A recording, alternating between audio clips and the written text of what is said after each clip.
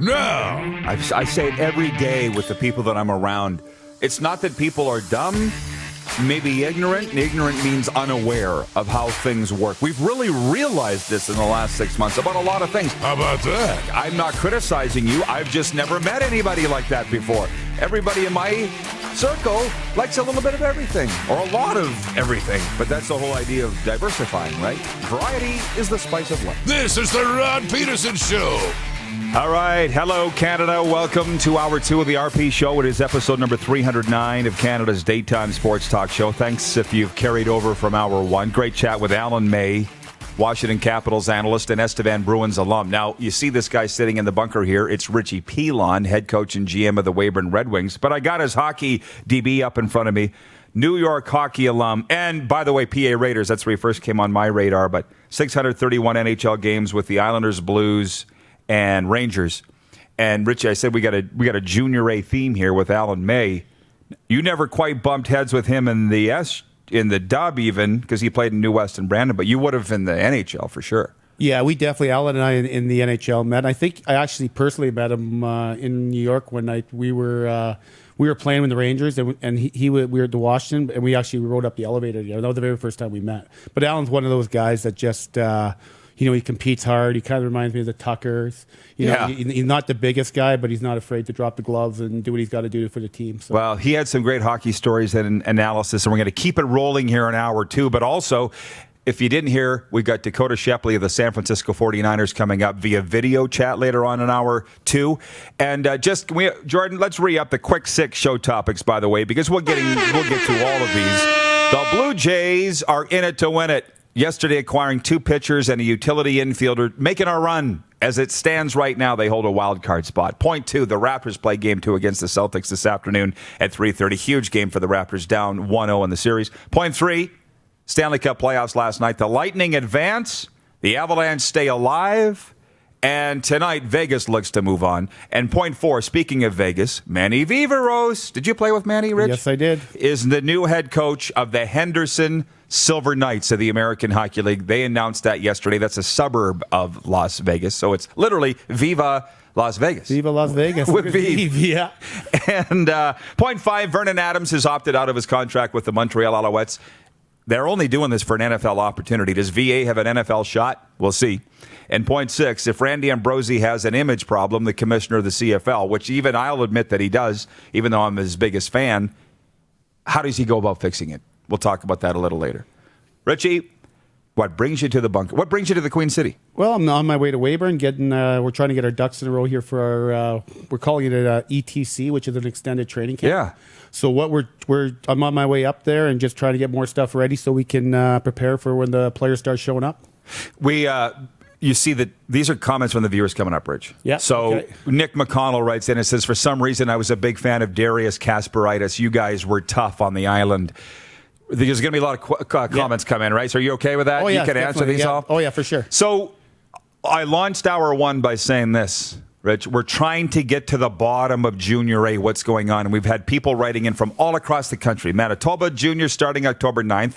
Bill Chow said, frankly, the SJ October 9th, but I think he's backed off on that a little bit. Cranbrook Bucks. Some guy wrote in from Cranbrook. He said they're not starting until, did you say December? Write us back, the guy in Cranbrook. Maritimes, October 30th. Yeah. So, again, for you, to say it again, because I'm not that bright, extended training camp, you're starting. You're going to the ice, but do you know when you're starting? We don't really know. We have to wait for Saskatchewan Health to give the okay. And the way it's setting up right now, it looks like, realistically, probably October 15th to November 1st. Preseason on the 15th, November 1st start date. But that's still, there's nothing set in stone, right? So we're just doing everything we can to prepare and just kind of wait. So if we do get to go, then we're ready to go. And but we just want to follow the protocols to make sure that our players, the community of Weyburn, are safe. Right. So your players are all coming to Weyburn then? Yes, they are. What we've done is the players from out of province are getting tested in their provinces, and then when they get here, we're going to retest them again. And just it's again back to safety and making sure that we don't spread this COVID-19. And the way I've kind of been, the message I've been giving to the players and to our families and to the organization is that we don't know how long it's going to be around. So I think we got to find a way to learn to live with this thing and figure out just to make sure we get, the players going and get them, mentally healthy, because sitting at home and doing nothing is definitely not fun. No, and I couldn't imagine how you're going to do this in terms of practicing but not playing. Weyburn's got 0 cases. Esteban's got 0 cases, and you don't want to see an outbreak. But are you concerned about practicing every day and them getting bored? Well, that's going to be the challenge, right? We the way I've our coaches, we've talked with the coaches, is that we're going to treat it like a hockey academy. So for the first month anyway, we're going to make sure that we're making it fun. They got to have a lot of small area games. We're going to have to split up in 2 different groups. I only have 28, 29 guys coming to camp. So we'll split them up in 2, and we'll start the process of working out and, getting them fit, and, we'll do whatever we got to do to keep them busy. What would you normally have for numbers? Well, last year we had about 60 or 70 at camp. Wow. So, but this year, with the way the rosters are setting up, we're gonna, we're gonna have 25 carded players, and I've got about 4 or 5 guys that are coming in just to see if they can pull a spot from one of the guys that's carded. Robin in Prince Albert writes in, says, I remember reffing Rich right after he retired from the NHL. He played senior with St. Louis. Some guy from Hudson Bay tried to fight Rich. Well, that didn't turn out so good for the guy from Hudson Bay. Do you remember yeah, that? I remember my senior hockey days. I remember when my brother-in-law was running the team, so he was begging me all the time to play. And I was still, I don't drink anymore, but I was still drinking at the time.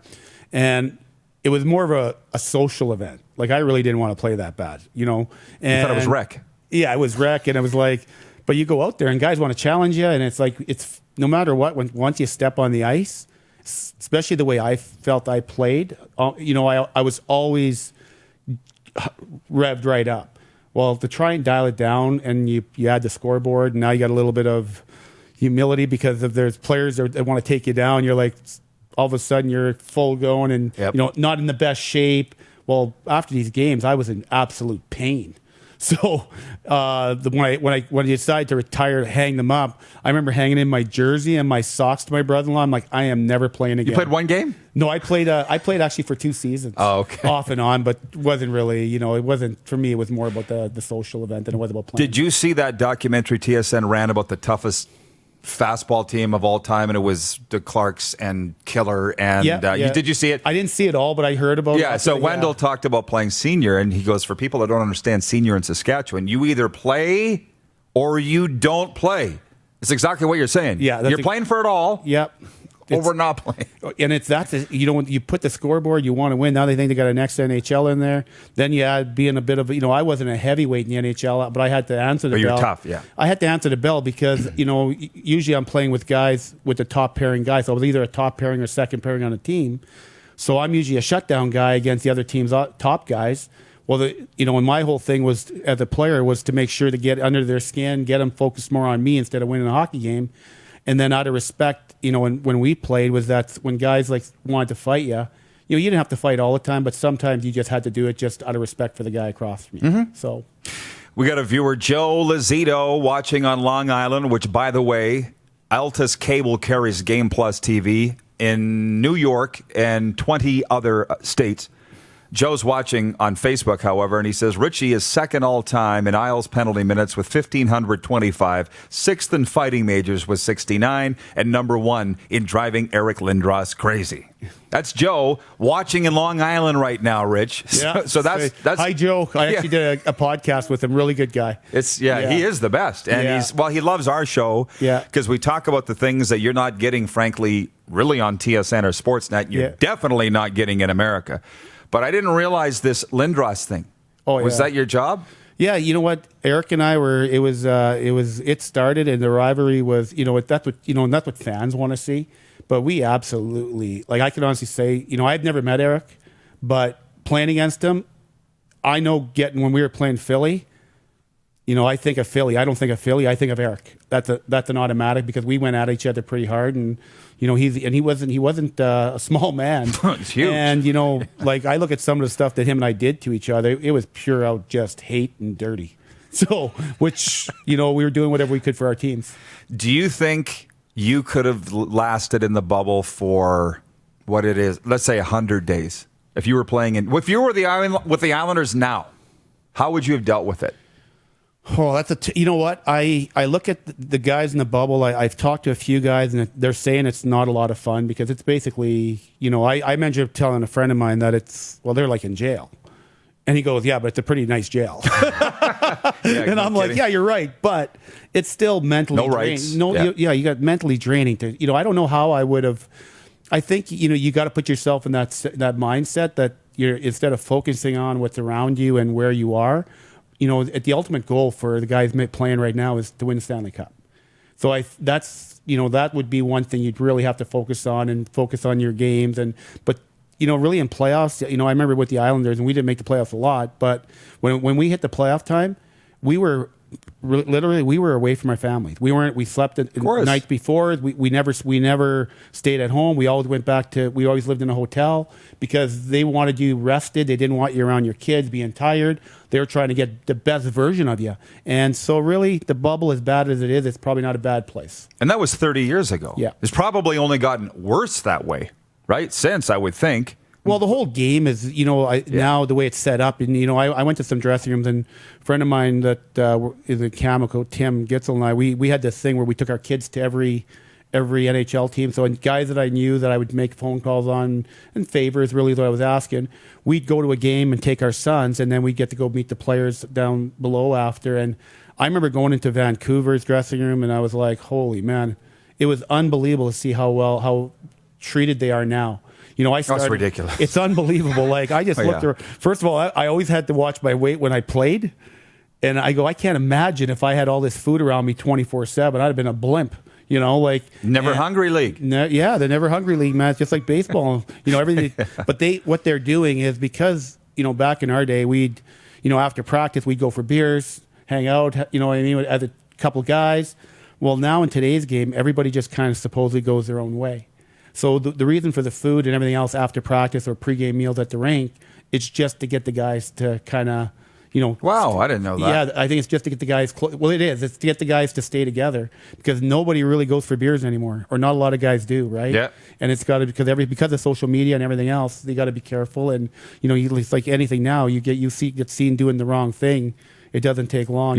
You're done. Right. Jamie in Nova Scotia is watching, and he says, it hints why Rask left the bubble to be with family. Torrey Krug said it wasn't fun away from home, but you're playing for the cup, which drives the boys to stick it out. Well, everybody's different. Some guys would love it. Frankly, right now, I think I would love it, but at 20, I'd be ripping the walls down. So I totally get it. By the way, Tim Gitzel, folks, he's the president and COO of Cameco. I heard he was a hockey player. I didn't know he was a good hockey player. He's a good hockey player, too? Oh, yeah, Gitsy was a good... Yeah, he played in North Battleford. He played in North Battleford. Then he went to college, I believe, in Alberta. He went to college and then figured out he was on a scholarship. And then I believe that he had finally figured out that he was probably better off to go into education because he felt like his career was coming to an end. Okay. And then, obviously he's a lawyer now, but a really good guy, humble guy, just an awesome guy to be around. He is one of these CEO types. I'm like, are you as classy and as great a guy as you seem? You know what I mean? Well, I have a story about Tim if you want. It's a pretty good story. Let her roll. He's probably watching right now. We were way up north. So we did a program together. Gitsy had asked me it's called Dream and Believe. And Gitsy wanted to give something back to the northern communities without a negotiation. Everything they've kind of done has always been, usually if they're given something, it looks like they may want something like a road use or whatever it may be. And so we started this program, Dream Belief. So what we did it's Gitsy's legacy. He used me. I was coaching his son. We became friends. I didn't know nothing about Tim. When he told me he worked for Cameco, I didn't even know what Cameco was. Yep. And I just said, potash company, right? Yeah. So then I'm like, what do you do? And he's like, I'm kind of like the vice president and going to be, this is before you became the CEO, right? Yeah. And he's just like saying, and I go, oh, that sounds like a pretty good job because I had no idea. Anyways, after he heard my story about my recovery from alcohol and everything else, he said, I got this thing where maybe we could do this thing up north, blah, blah, blah. We'll go and we'll, give the community some hockey skates and you can tell your story. And we created a dream calendar so that to give kids, and I would talk to the communities about my road to hockey, and then from being being poor and then to getting all the money, and then somewhere along there I lost my way. And when you talk about leadership, and Gitsy is a prime example of this, is that it's not about telling people what to do, but it's actually just being a doer. So what I learned from him, being around him, is more than he probably learned from me. I don't know. That's usually how it works, right? But we were in Wollaston Lake, I remember, and we were at we got stuck in we were way up north, man. Like this stuff was like, we brought our kids too, who my son Garrett and his son Ty, and we brought them along to see. For me, it was more about look at guys, look how good you guys really have it. That was our mentality. So if you have anything, if you're a haver, make sure that you got humility with it. You're not just a taker, blah blah blah. And we were stuck in this little this hotel, mom and pop restaurant. It was full because nobody could leave because of the storm. And we were sitting there watching hockey, and it took us like about 2.5 hours to get our food. And as people were leaving, we're just getting up and leaving because some people were getting a little frustrated. Gitsy got up and started waiting tables and taking off the plates off the table. Well, what do you think that did to me? Well, I wasn't going to sit off there. your ass. Yeah.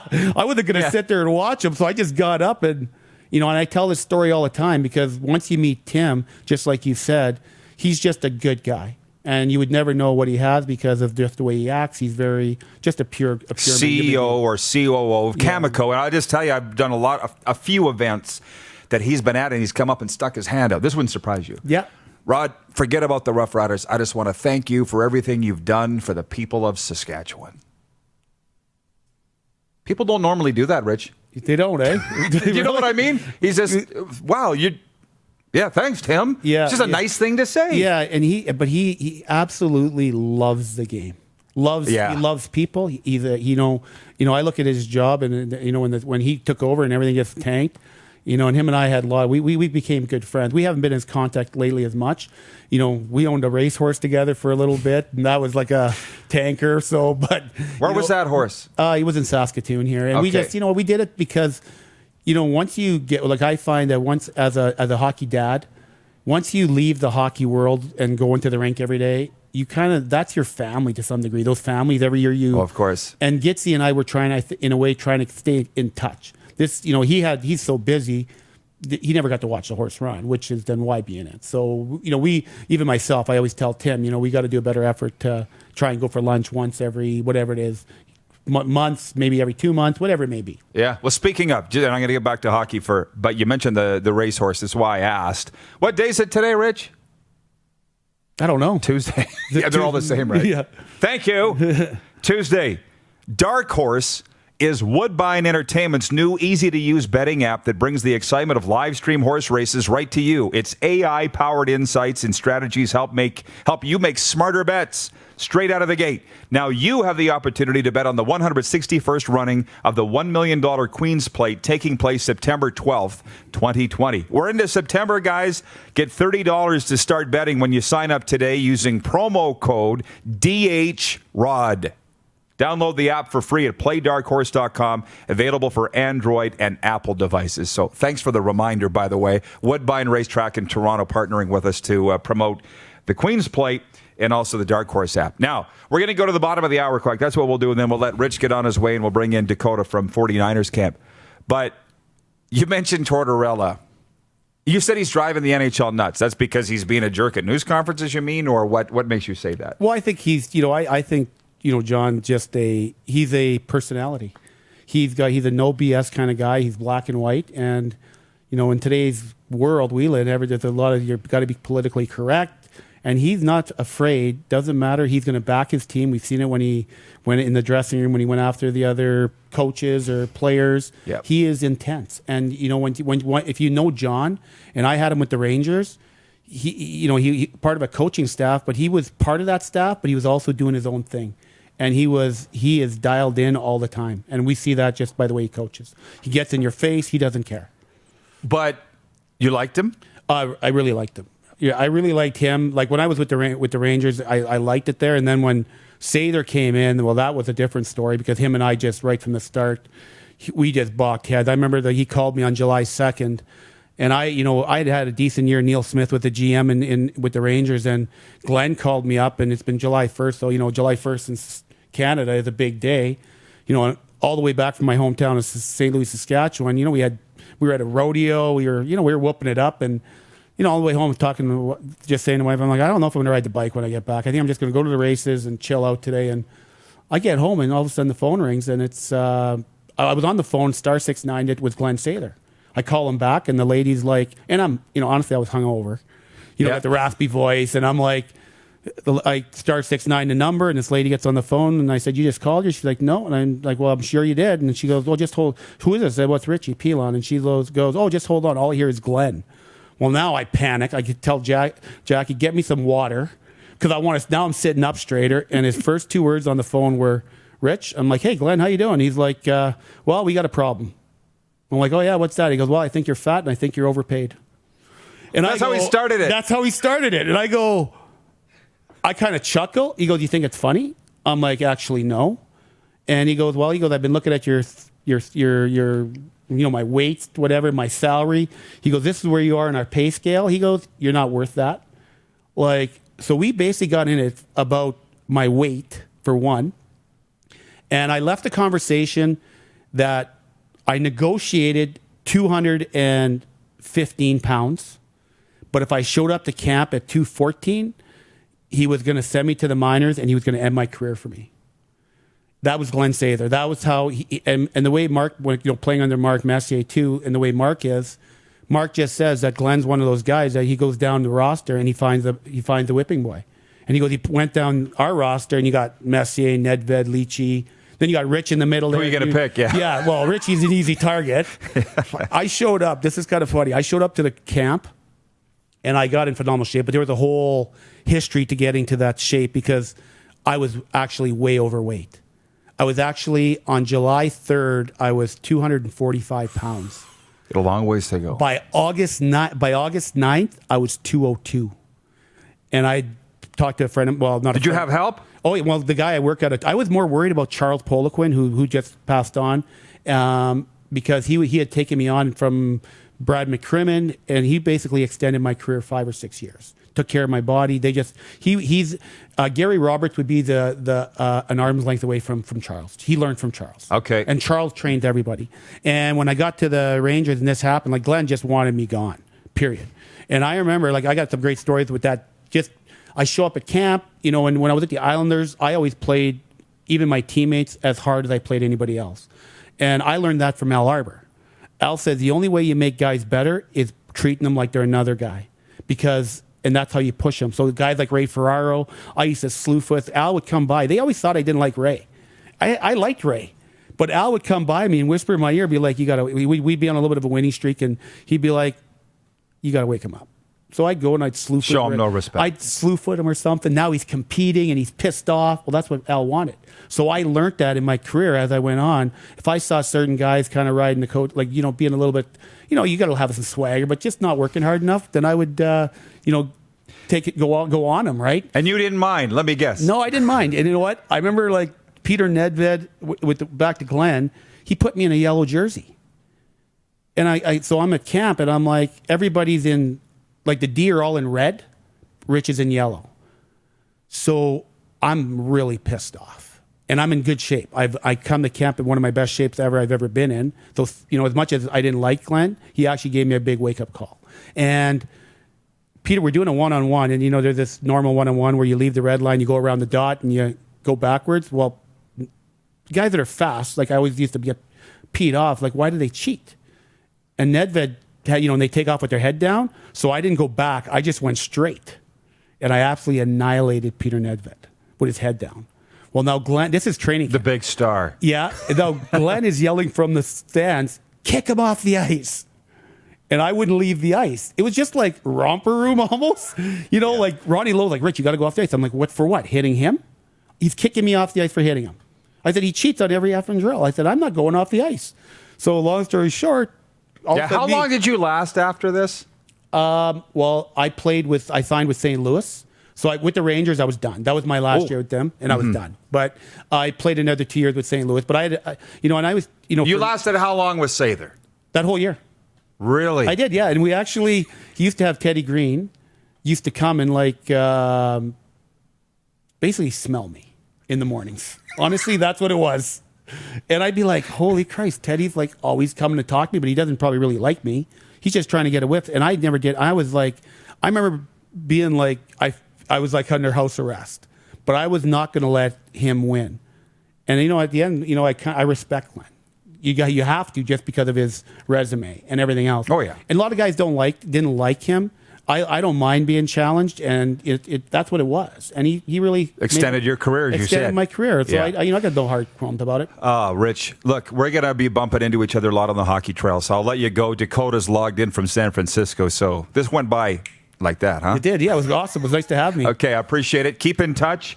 And can you guys give Richie my number? Because I don't think you have it. I don't. And we'll keep in touch. Yeah. All right? All right, thank you. Thanks for having me, Rob. Rich Pilon, Islanders, Rangers, Blues alum, and the head coach and GM now of the Red Wings. We'll be right back with Dakota Shepley from 49ers camp via video chat. It's the RP Show. Game Plus TV Network, Facebook Live, and listen live at rodpeterson.com. You're watching Rod Peterson On Demand. For more of The Rod Peterson Show, visit rodpeterson.com or follow Rod Peterson on social media.